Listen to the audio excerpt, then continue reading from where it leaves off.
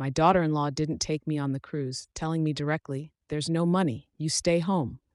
I smiled and replied, "All right." But by the time they boarded, I was already drinking coffee on the deck. My son yelled, "Are you stalking us? Get out of here, you crazy woman." Then the captain approached and said something that made them turn pale and drop to their knees. Friends, before we begin this story, I ask a small favor. Subscribe to the channel, hit that like button, and tell us in the comments which city you're listening from. Your support helps stories like this resonate more. Enjoy the listen. The kitchen smelled of sautéed onions and bell peppers. It was a familiar, comforting scent that always reminded me of simpler times when the table was fuller. I flipped the patties in the skillet, trying not to think about the fact that I would likely be eating this dinner alone again. My world had shrunk to the size of the carriage house, a small guest cottage detached from the large estate I had built decades ago. 10 years ago, after my husband passed, I signed everything over to Tavorius. "You're a man. You're the head of the family now," I told my son, hoping he would feel the weight of responsibility. But instead of growing into his role, he only developed a taste for his wife Kenyatta's demands. Now, I lived back here, trying to be invisible, like an old piece of furniture too sentimental to throw away, but no longer fitting the decor. The door creaked open. A gust of chilly autumn air rushed into the warm kitchen, followed by Tavorius and Kenyatta. They looked tense. Tavorius wouldn't meet my gaze, fiddling with the button on his blazer, while Kenyatta carried herself with exaggerated tragedy. She tossed her trench coat onto a chair without even saying hello and sighed heavily as if she were carrying the weight of all her ancestors. "Mama, we need to talk," Tavorius began, but his voice trembled. He looked at his wife, searching for support.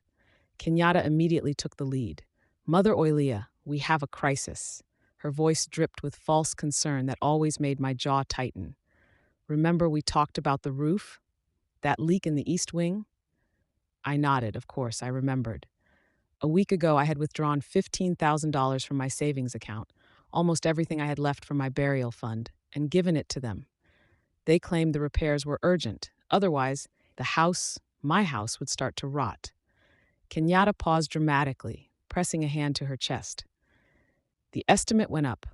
The contractors opened up the ceiling and there's black mold. The beams are rotted through. Basically, every cent is gone and we even had to dig into our own pockets. I remained silent, bracing myself for the blow.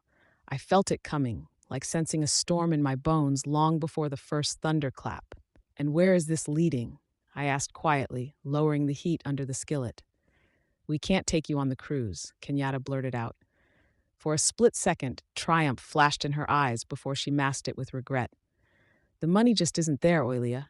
You understand? Ticket prices surged, and now with these repairs, Tavorius and I barely scraped together enough for ourselves just to catch our breath. Our nerves are shot." Tavorius finally looked up at me. Guilt swam in his eyes, mixed with fear of his wife. "I'm sorry, Mama," he mumbled.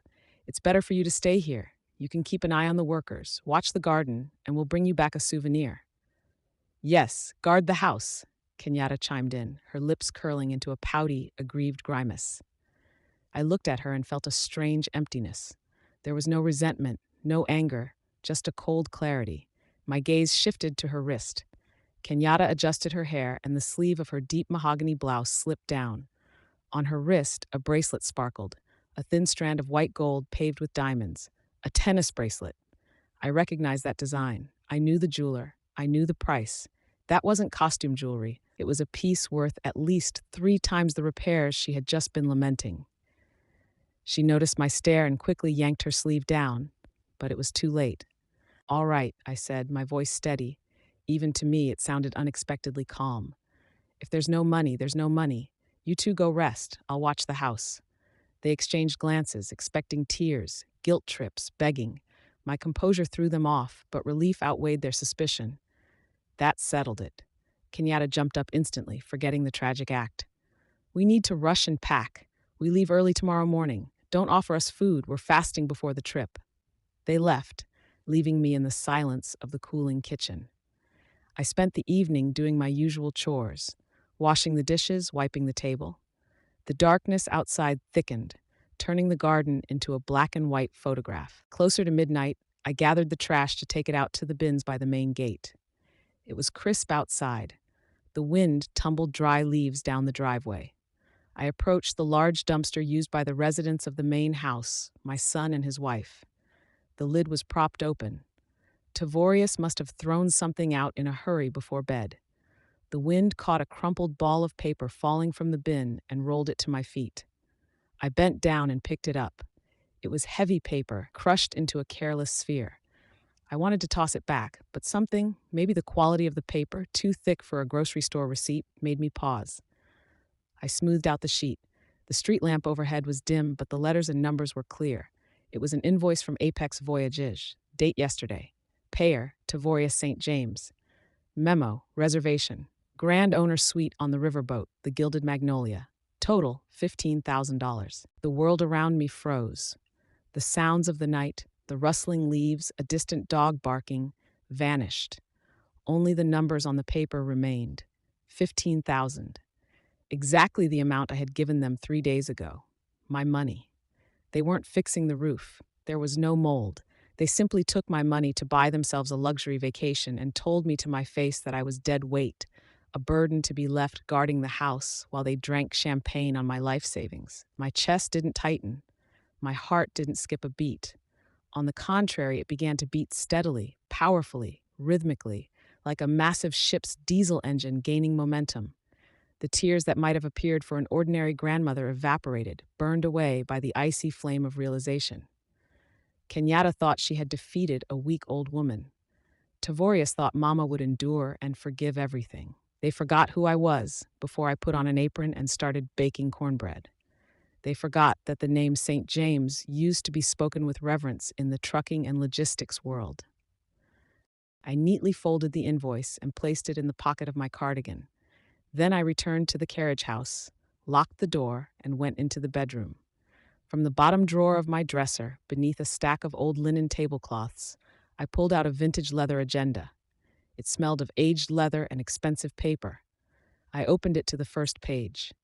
There was only one number written there, a number I hadn't dialed in 12 years, a direct line, a personal channel.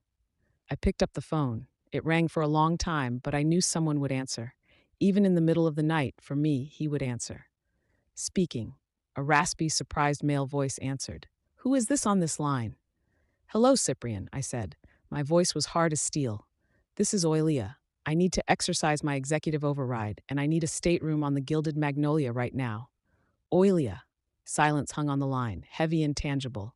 "Yes, it's me. Don't ask why I'm calling. Just listen. I need the current ownership structure of the Riverflow Holdings Group immediately." A minute later, I learned something that made me smile genuinely for the first time in 2 days in the darkness of my bedroom. The cruise line that owned the Gilded Magnolia wasn't just a partner. It was a subsidiary we had acquired 15 years ago, back when I stood at the helm. And according to the documents Cyprian pulled from the archives, my silent partner shares extended to it as well. Legally, I wasn't just asking for a favor. I was preparing to step onto the deck of my own ship. The next 48 hours passed in a mode I had almost forgotten, but which my body remembered instantly. Cold, emotionless efficiency. While Tavorius and Kenyatta ran around the house arguing over which suitcases to take, I waged war over the phone, locked in the bathroom with the water running for cover. My attorney, an old friend named Solomon, with a voice as creaky as an unoiled wagon wheel, initially tried to talk me out of drastic moves, but when I explained the situation, he just chuckled. "Oilia, you always knew how to play the long game. Have it your way. I'll prepare the papers transferring operational control for the duration of the voyage. Captain Thaddeus will be notified." Thaddeus? Emmerich Thaddeus. I remembered him as a young first mate, honest and straightforward. That worked in my favor. Between calls, I packed. I unlocked the cedar closet in the back, the key to which hung around my neck with my crucifix. There, in garment bags of thick canvas, hung my past life. Clothes Kenyatta had never seen, or she would have sold or stolen them long ago. I pulled out a cream-colored linen pantsuit, Italian fabric, impeccable cut to go with it. A silk scarf with an abstract pattern in terracotta and gold tones. No housecoats, no worn-down slippers. If I was going to war, I was going in dress blues. On the morning of their departure, chaos reigned in the main house. Kenyatta was screaming at Tavorius about a forgotten makeup bag. Tavorius was running around, wide-eyed, trying to shove yet another duffel into the trunk of the SUV.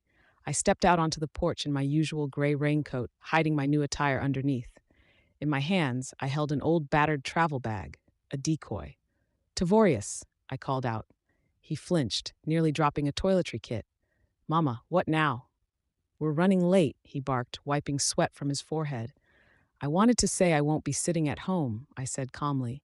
"I'm going to Sister Altha's place. Her sciatica is acting up. She asked for help. I'll be back in a week, just when you return." Kenyatta leaned out of the car window, already wearing dark sunglasses. "Altha, perfect," she said, not even hiding her joy. "Less electricity wasted. Leave the keys with the neighbor. All right, we're leaving. Tavorius, get in already." They didn't even hug me. Tavorius waved a hand, jumped behind the wheel, and the car peeled out toward the gate, tires screeching. I watched them go until the red taillights disappeared around the bend. "Safe travels," I whispered into the void. Exactly 30 minutes later, a black stretch sedan pulled up to my gate, gravel crunching softly. A chauffeur in a cap stepped out, opened the door for me, and bowed his head respectfully. "Mrs. St. James, we are ready. Captain Thaddeus is expecting you." I slid onto the soft leather of the back seat.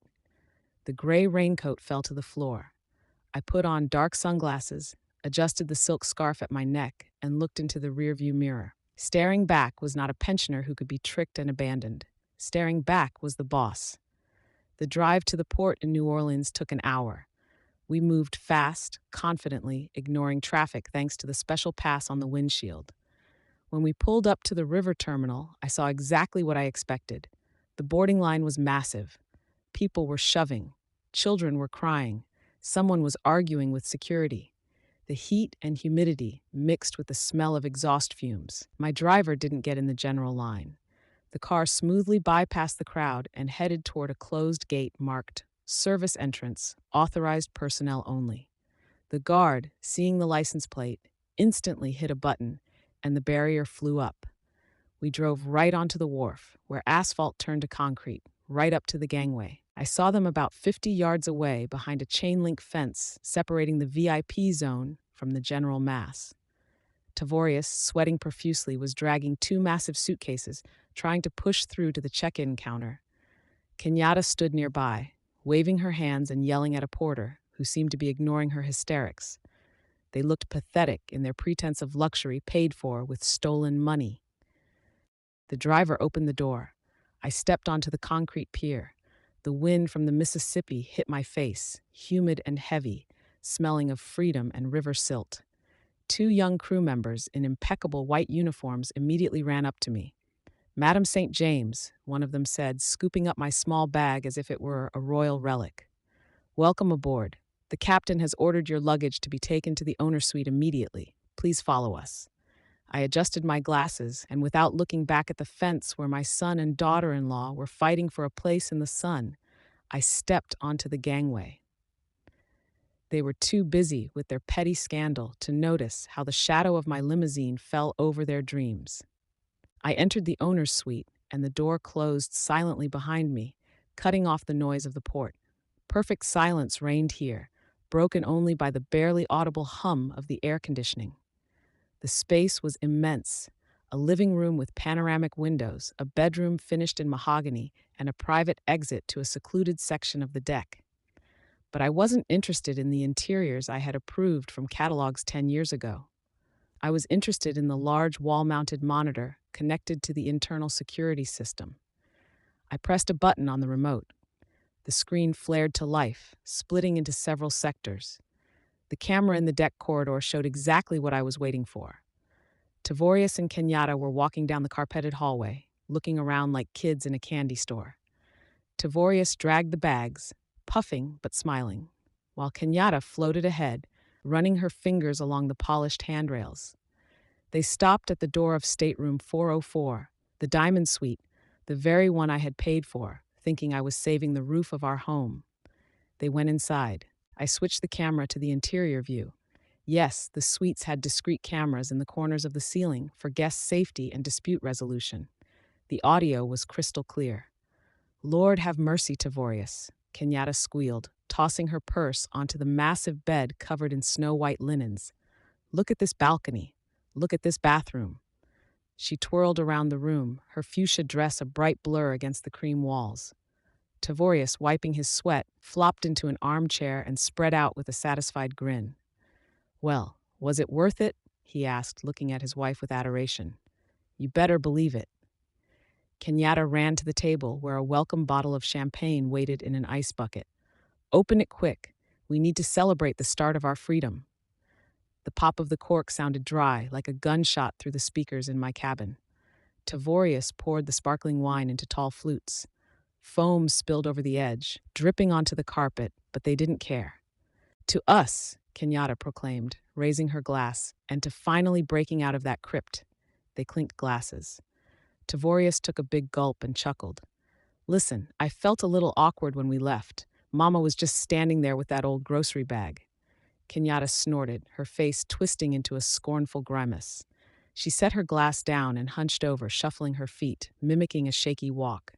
Her voice changed to a caricature of mine, though I never spoke that way. Oh, children, you go on. I'll stay here with the cats, guard the house. Save a penny, she mumbled. They both erupted with laughter. Oh, I can't. She's so naive, Tavorius. No money. She swallowed it and didn't even choke. The old dear believes anything we say as long as we don't bother her. She's probably sitting there right now, drinking her empty tea and thinking, poor us, Tavorius added, pouring himself more. I stared at the screen without blinking. In my hand was a cup of hot coffee, and it wasn't trembling. I felt no pain, only disgust, as if watching roaches that had gotten into the sugar bowl. They felt untouchable. They thought the world belonged to them. All right, enough about sad things, Kenyatta said, downing her champagne in one gulp. Let's go. I want to see the restaurant. They say the chef is from France, and we need to put the staff in their place immediately. Otherwise, they like to slack off with tourists. They left the cabin, slamming the door. I saw in the hallway how Kenyatta snapped her fingers under the nose of a passing maid, demanding she move her cart out of the way. I picked up the internal phone and dialed a short number. Captain, I said. Yes, Madam St. James. Emmer's voice was crisp, military.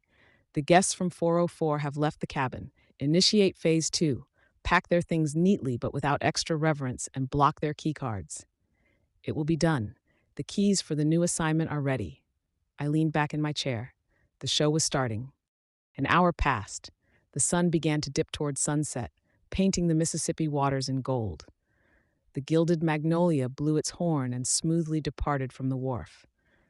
Tavorius and Kenyatta were, judging by the cameras, terrorizing a bartender on the middle deck, demanding he remake cocktails that, in their opinion, had too much ice.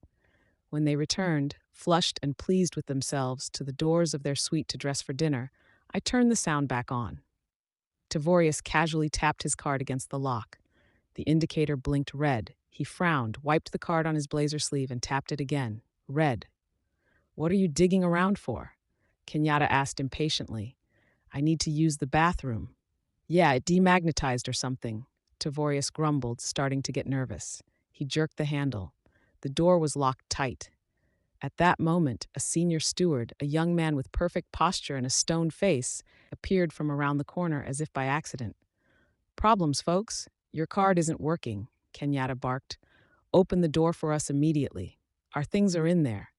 The steward smiled politely, but his eyes remained cold. He pulled out a tablet, checked the data, and shook his head. I apologize, Mrs. St. James. There was an administrative error during booking.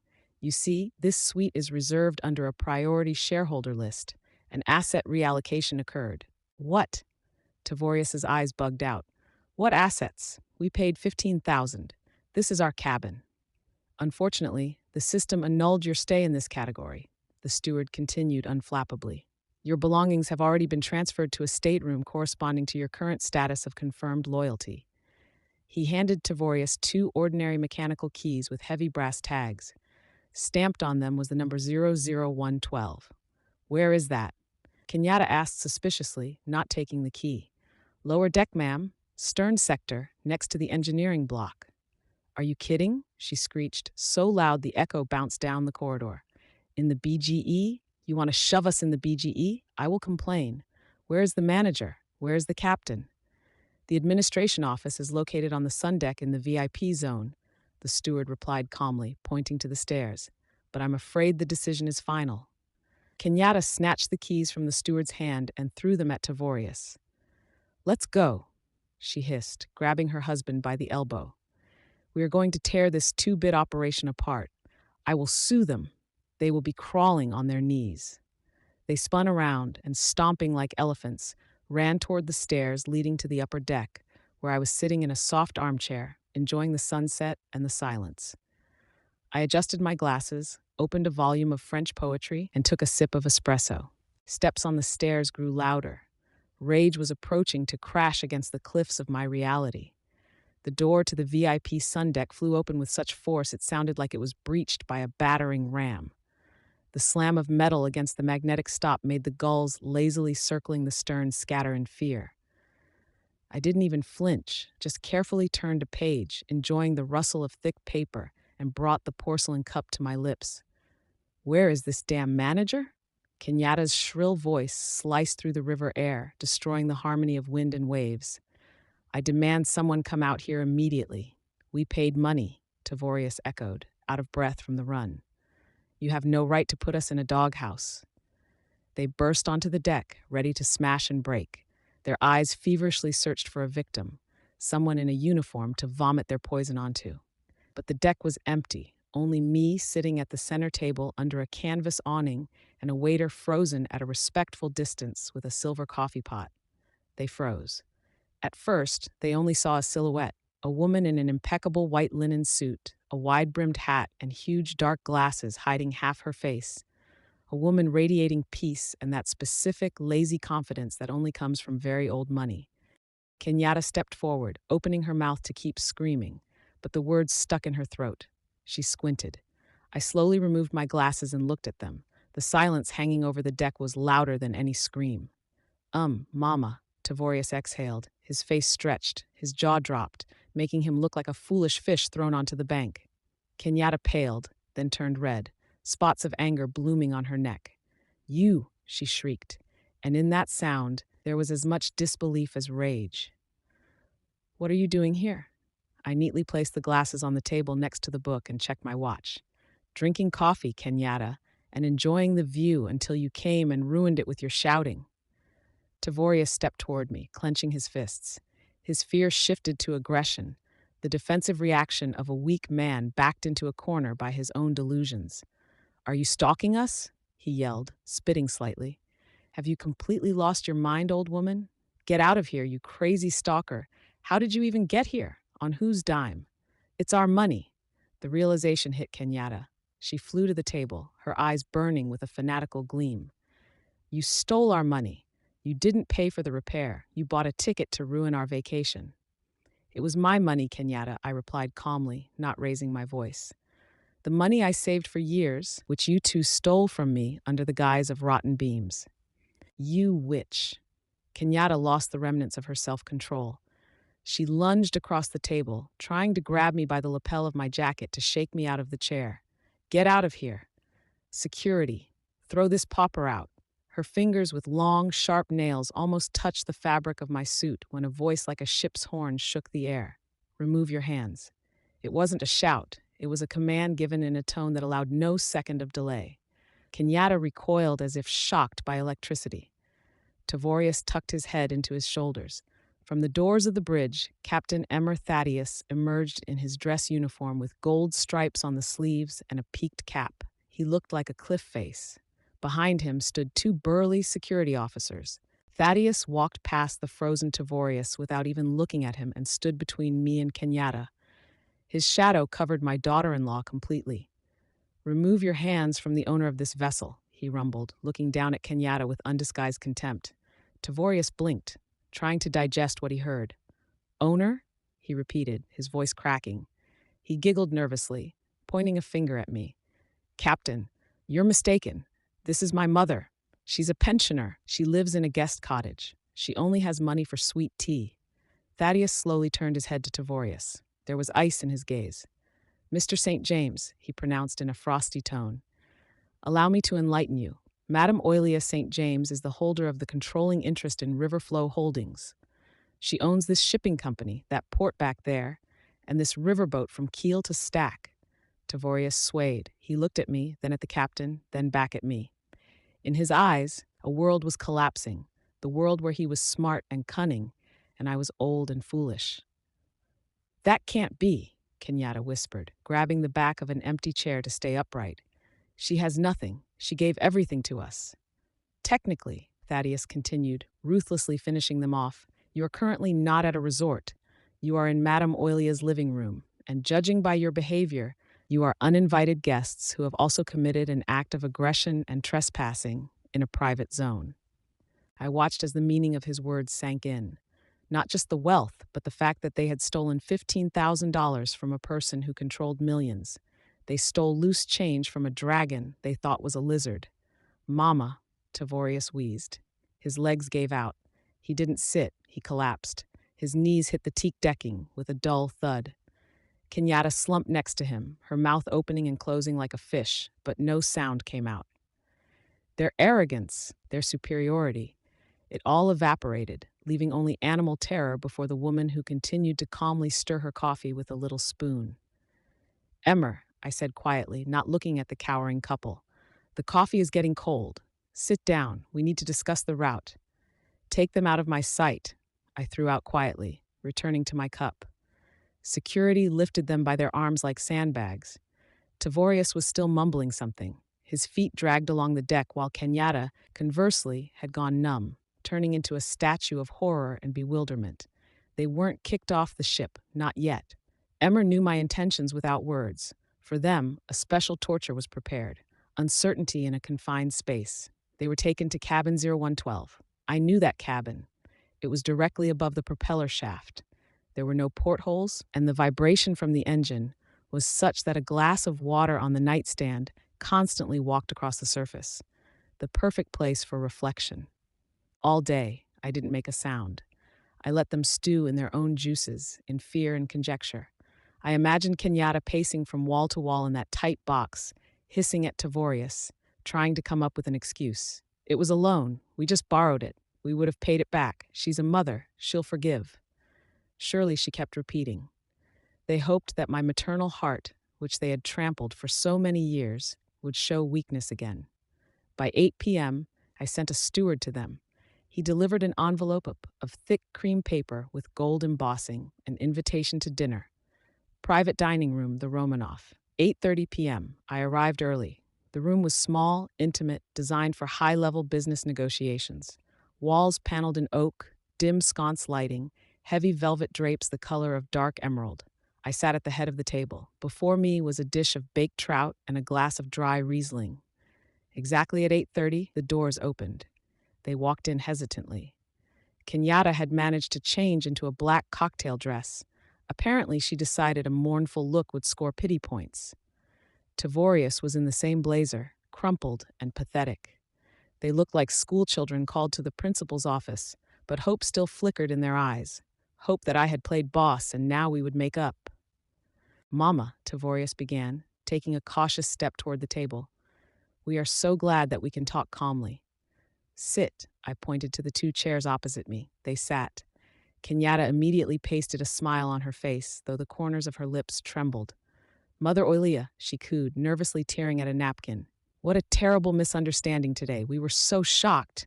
You understand? Nerves, this renovation. We just wanted what was best. We just didn't want to worry you with our problems. I continued silently cutting a piece of fish. The clink of silverware against porcelain was the only sound in the room.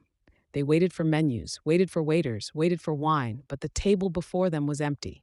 No forks, no glasses, only polished wood and a thick gray cardboard folder lying in the center. Where is? Tavorius looked around in confusion. You will not be served dinner. I put down my fork, dabbed my lips with a napkin, and looked at my son. There was no warmth in that look, only fatigue. Have you eaten, Tavorius? You've been eating at my expense for the last 5 years. I think you're full to the throat. What are you talking about? He tried to feign misunderstanding, but his eyes darted to the folder. I reached out and slowly, with a quiet scrape, pushed the folder toward them across the table. Open it. Tavorius flipped the cover with trembling fingers. Kenyatta craned her neck, peering at the papers. The first page was a spreadsheet: numbers, columns, dates, red marker notes. "That is not a cruise bill," I said, taking a sip of wine. "That is a forensic accounting audit. A full audit of my personal accounts and the accounts I gave you access to via power of attorney." Tavorius paled until he blended with the tablecloth. Kenyatta swallowed convulsively. "Did you think I didn't notice?" My voice was quiet, but every word fell like a stone. "Receipt for hypertension medication, $400, but withdrawn from the card, $1,500. Mama, prices went up, the pharmacy is expensive, but in reality, the difference went to Kenyatta's manicures." I turned the page in my memory, knowing the document by heart. "Groceries. You brought me a bag of grits and milk, but wrote off $1,000 a week as helping Mama. You even paid for gas for your SUV with my pension card." "Tavorius, it's a mistake." My son wheezed but didn't dare raise his eyes. "And now the roof repair," I continued ruthlessly. $15,000, the climax of your greed. You didn't just steal that money. You stole it while looking me in the eye and telling fairy tales about rotten beams. You stole it knowing it was my last savings for a rainy day. "Oilia, listen," Kenyatta shrieked, realizing the earth was sliding from under her feet. "It was a loan. We wanted to return it. Tavorius is having trouble at work. We just needed enough." I slammed my palm on the table. The sound was sharp and short. They flinched. I wasn't senile. "Tavorius," I said very softly, and that softness terrified them more than screaming. "I was patient. I hoped your conscience would wake up, that you would remember who bought you that house you live in, who paid for your education. I waited for you to be satisfied, but you are insatiable." I closed my eyes for a second, saying goodbye to the illusion of family I had tried to preserve. My patience ended yesterday when I found that invoice in the trash can. I nodded at the folder. "Check the last page. Bank notification. An hour ago, I revoked all powers of attorney. Your cards linked to my accounts are blocked. Joint accounts are frozen pending the investigation into embezzlement." "Embezzlement?" Tavorius looked up at me, eyes full of horror. "Mama, you're pressing charges." "Your personal cards are currently overdrawn," I continued, ignoring his question. "Credit limits annulled by my order as the owner of the partner bank. You don't have a dime, not even for a bottle of water." Kenyatta jumped up, knocking over her chair. "You can't do this. We are your family. We are here in the middle of the river. How will we live? How would you live without me?" I answered calmly, humbly, and quietly. I pressed the button to summon the staff. "Dinner is concluded. You are dismissed. Go to your cabin. You need to sleep. Tomorrow will be a hard day for you." The doors opened, and the figure of the head of security appeared in the frame. Tavorius and Kenyatta, hunching over, they dragged themselves to the exit. Clutching the folder of evidence of their shame to their chests, they walked into the darkness of the lower decks, and I remained in the light of the lamps, alone, with cold fish and the bitter taste of victory, which tasted like ash. The morning of the next day met me with thick, milky fog rolling over the water. I sat in the carrium on the upper deck, a glass-enclosed veranda where palms and orchids grew, creating the illusion of a tropical paradise in the middle of the American autumn.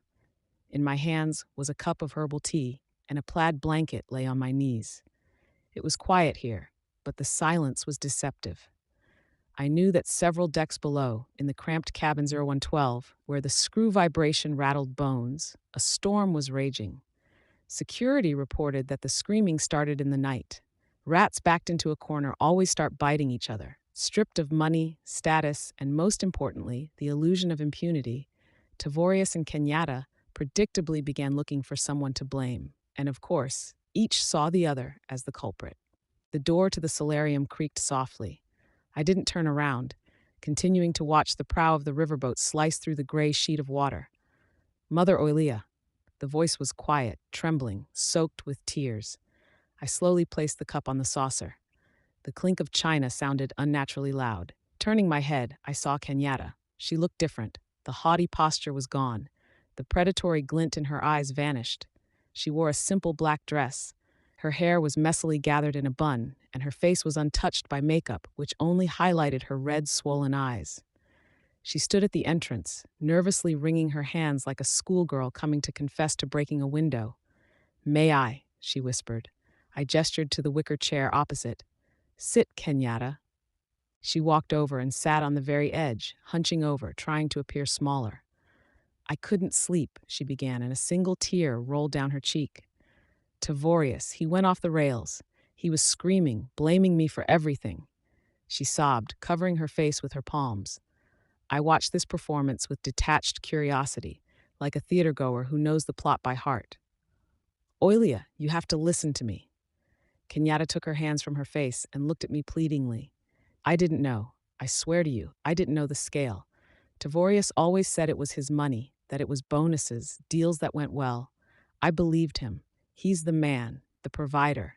How was I supposed to know he was stealing from his own mother?" She leaned forward, trying to catch my eye. "I'm a victim too.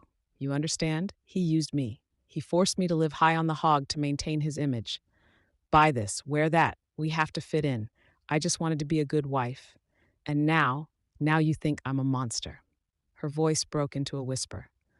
"I love you, Mama. I always wanted us to be a real family. But Tavorius, he turned me against you. He said nasty things. He walled us off. He came up with the roof story. I told him we can't take Mama's last dime. And he laughed and said, 'You wouldn't understand anyway.'" I silently picked up the teapot and poured her a cup. Steam rose up, smelling of herbs and lies. "Drink," I said evenly. "Your throat is dry from so many words." Kenyatta grabbed the cup with both hands like a drowning woman grabbing a straw. "Thank you. You are a saint, Oilia. I don't deserve your kindness. I just want you to know I'm leaving him. As soon as we get back, I'm filing for divorce. I can't live with a thief and a liar. I'll work. I'll pay back every penny. Just please don't throw me out of your life. Give me a chance to make amends." She looked at me with clear, devoted eyes. If I hadn't known her for 10 years, I might have believed it. Her acting was flawless, the perfect victim of a tyrant husband, seeing the light and repenting. I took a sip of my tea, feeling the warmth spread inside. "You are very convincing, Kenyatta," I said thoughtfully, "almost talented. Tavorius really is weak. He's a follower, clay in someone else's hands." "Yes, exactly. He's weak, and I just fell under his influence. But there is one detail." I put the cup on the table and picked up the tablet lying next to a bowl of cookies. "This vessel has very modern security systems, especially in the lower compartments where the engine rooms and crew quarters are, where you are currently living." Kenyatta froze. The smile of hope began to slowly slide off her face, exposing fear.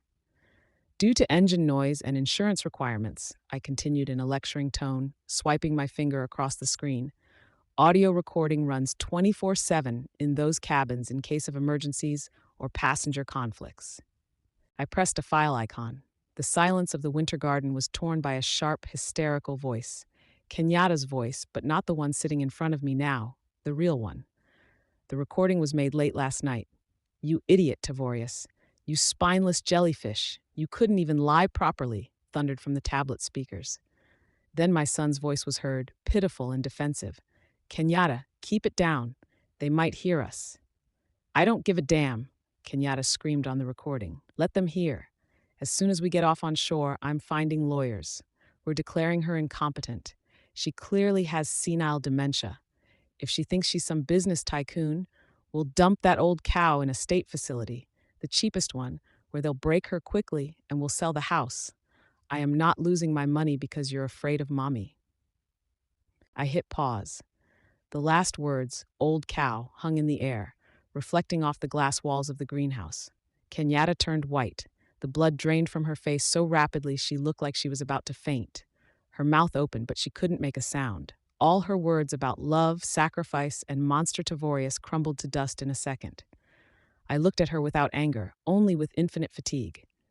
"Nursing home?" I asked quietly. "State-run, the cheapest one?" Kenyatta started shaking her head, backing away along with the chair. The chair legs screeched against the floor. "That was emotions. I didn't mean it." "You never wanted a mother-in-law, Kenyatta," I interrupted her, closing the tablet cover. "You didn't want a family. You wanted a sponsor. You only saw me as a wallet on legs that for some reason was living too long." I stood up. Kenyatta pressed herself into the chair as if expecting a blow. Sponsorship canceled, I declared. Go to your husband. Enjoy each other's company. You don't have much time left until arrival. I turned and walked to the window, making it clear the audience was over. Behind my back, I heard heavy breathing, a sob, and then the hurried, shuffling steps of a person fleeing. Outside the glass, golden forest floated by, but I only saw the reflection of my own face, stern, calm, and finally free. No more than an hour after the conversation in the solarium, the silence of my private library was broken by the noise of a struggle and heavy breathing.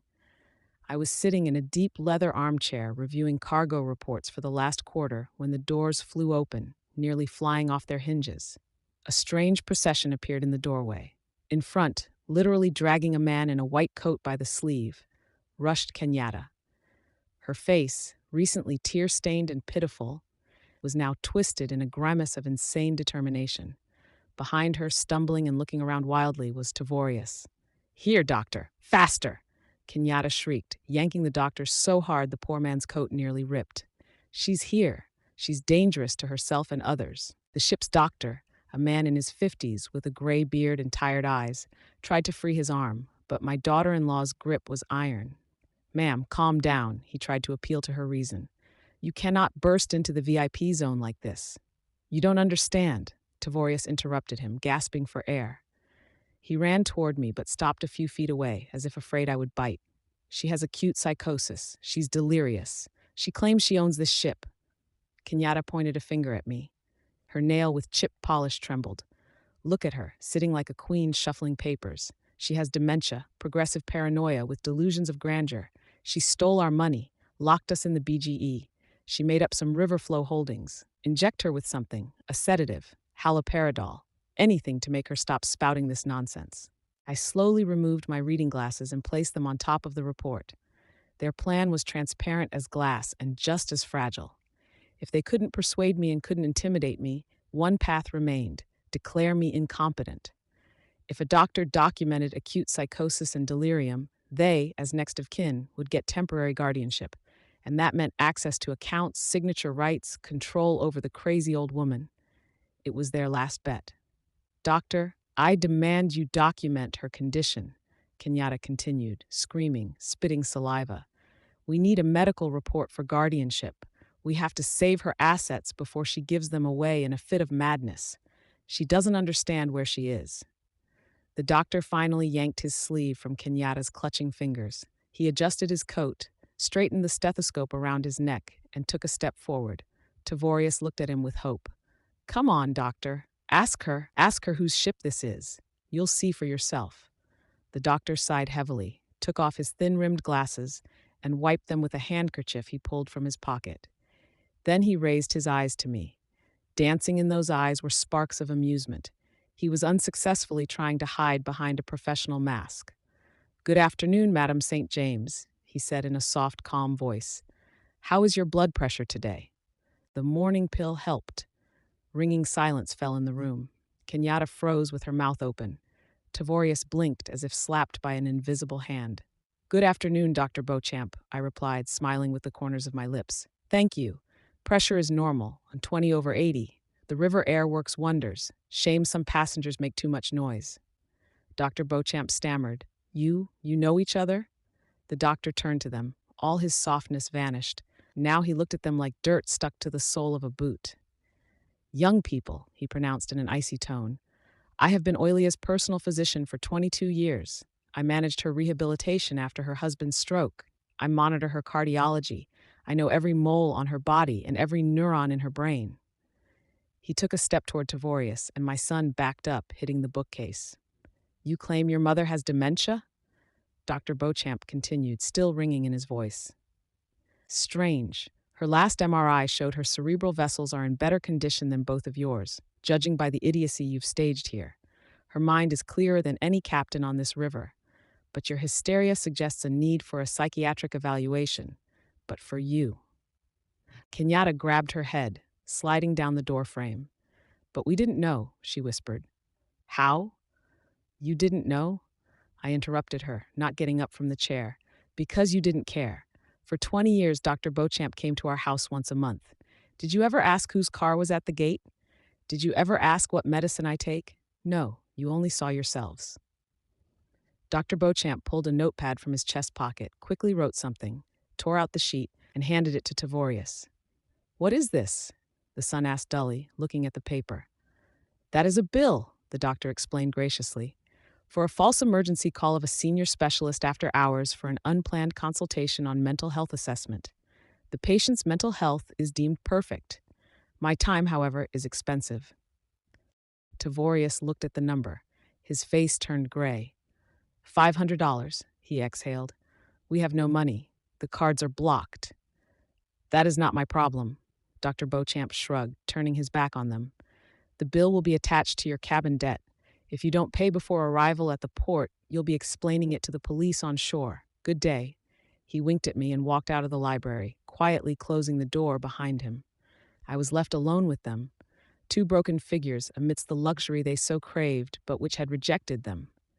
Leave, I said, putting my glasses back on and returning to the report, and closed the door from the other side. Tavorius pulled Kenyatta by the hand. She walked like a zombie, staring unceasingly ahead. They left. The click of the lock sounded like the final nail in the lid of their coffin. They had lost everything, even what they never really had. I looked out the window. The shore was approaching, ancient cypress trees and an old, weathered landing, the endpoint of their route and the beginning of mine. The riverboat shuddered through its whole frame and stopped, bumping dully against the rubber bumpers of the dock. The hum of the engines died down, replaced by the sound of wind in the willows and the cawing of crows circling above the deserted levee. We had arrived at Cottonwood Point, a desolate but hauntingly beautiful landing in rural Arkansas, hundreds of miles from the nearest major city down broken roads. I stood at the main exit on the lower deck. I wore a camel hair coat and that same silk scarf. Beside me, arms crossed over his chest, towered the head of security. Tavorius and Kenyatta appeared in the hallway a minute later. They looked pathetic, rumpled, dark circles under their eyes, twitchy. Seeing me, Tavorius beamed for a second. Hope flashed in his eyes, the naive hope of a child who believes that after time out in the corner, Mama will definitely give him a candy. Mama, he smiled uncertainly. We're here. Is this an excursion? You decided to forgive us and take us to see the old cotton fields. They say the history here is powerful. Kenyatta was silent, looking wearily at the open gangway hatch. This is your stop, I said dryly, not returning his smile. Get out. Oh, great, Tavorius nodded, trying to fake enthusiasm. Let's take a walk. Get some air. It'll be good for Kenyatta. She's totally fallen apart. We'll just grab our jackets. You don't need to return to the cabin. The head of security's voice sounded like a hammer blow. Mr. St. James, Mrs. St. James, exit. They froze. The cold autumn air rushing in from the street washed over their faces, but they didn't even notice. What do you mean, exit? Kenyatta whispered. I nodded at the open gangway. Go, you are expected. Nudged by the heavy gaze of security, they stepped onto the metal grating of the gangway. They descended slowly, uncertainly, looking back as if expecting me to laugh and say it was a joke. But when their feet touched the damp, cracked concrete of the landing, they saw it. Right in front of them, huddled forlornly against each other, stood their suitcases, 4 huge plastic cases they had so proudly dragged on board in New Orleans. Lying next to them was a folder with the unpaid doctor's bill and the eviction notice. Tavorius froze. He looked at the suitcases, then at the empty levee where there were no taxis, no buses, only a lone dog sniffing a bollard. Then he looked up to where I stood leaning on the railing. Mama, he screamed, his voice breaking into a squeal. What does this mean? Are you leaving us here? Kenyatta clutched the handle of a suitcase as if it were an anchor. You have no right? She wailed, stomping her foot. This is the middle of nowhere. We have no money. The cards are blocked. How will we get home? It's 500 miles. I looked down at them.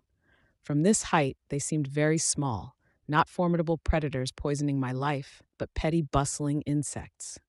The wind whipped my hair, but I wasn't cold. For the first time in years, I was warm. You told me before leaving, no money, stay home. My voice, amplified by the river acoustics, carried over the landing, drowning out the crows. You said you couldn't afford a ticket for your mother. I paused so every word would sink into their consciousness. Well, now you have no money, and you cannot afford to continue this journey, Mommy. Tavorius rushed to the gangway, but the deckhands had already started raising it. Metal tore away from concrete with a clang. Forgive us. We'll pay everything back. Don't leave us here. We'll die. You are young and healthy, I answered calmly. You have hands and feet. Find a job or hitchhike. After all, you always said you were self-made, that you achieved everything yourselves. Here's your chance to prove it without my money. The gangway locked into place with a crash. The engines of the Gilded Magnolia roared, turning the dark water into foam. The riverboat began to slowly drift away from the dock. Stop, stop, you old witch, Kenyatta yelled, realizing pleading was useless. She threw a shoe at the ship, but it just splashed into the water. I curse you, you'll die alone. I didn't even flinch. Their screams became quieter, swallowed by distance and the sound of water. I saw them standing on the empty windswept pier, two tiny figures with a pile of useless junk in a strange place without a penny in their pockets. I turned away from the shore. The past stayed there on the concrete. Emerick approached me. He took off his cap and looked at me questioningly. Course for New Orleans, Madam St. James, returning to schedule. I looked forward where the river widened, disappearing into the endless horizon. The sky was clearing, and rays of sun were breaking through the clouds. No, Captain, I said, and the corners of my lips twitched. To hell with the schedule. I took a deep breath. The air was sweet. Plot a course north, Emerick, all the way up to the headquarters in Minnesota. He was surprised, but a spark of adventure flashed in his eyes. That's another 2 weeks of sailing. What did we forget there? I always dreamed of seeing the fall foliage on the upper Mississippi, I replied. They say when the maples turn, it looks like a sea of fire. I put it off for 30 years. First work, then husband, then son, then grandchildren that never came. Enough putting it off. I felt something hot, huge, forgotten rising in my chest. It wasn't a chuckle, not a smirk. I threw my head back to the sky and laughed. It was the laugh of freedom, a loud, pure, ringing laugh that flew over the Mississippi, startling the gulls. I laughed at my former blindness, at their greed, at the absurdity of life. I laughed from happiness. I had money, I had a ship, and I had a whole river of time ahead of me. My life wasn't ending, it was only just beginning. Did you like the story? And which city are you listening from? Let's meet in the comments. If you like the story, you can support me by sending a super thanks so I can keep bringing more stories like this. Thank you so much for your sweet support. I'm looking forward to your comments on the story. On the screen, you can see 2 new life stories that I highly recommend. There's so much more on my channel. Don't forget to subscribe. See you in the next life story. With love and respect.